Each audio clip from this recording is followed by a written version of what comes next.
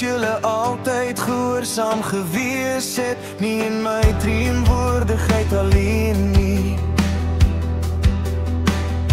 maar baie meer nou in my afwesigheid. Werk julle heil uit met vrees en bewind,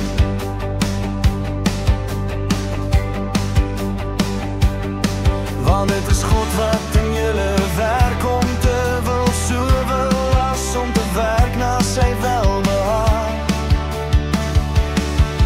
Doen alles sonder meer murring en teespraak, sodat julle onberispelik en opreg kan wees,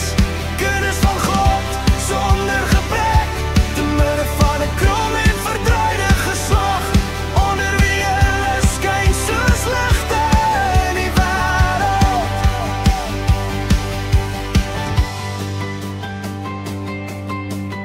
Deurdat julle die woord van die lewe vashou, my tot te roem teen die dag van Christus, dat ek nie verniet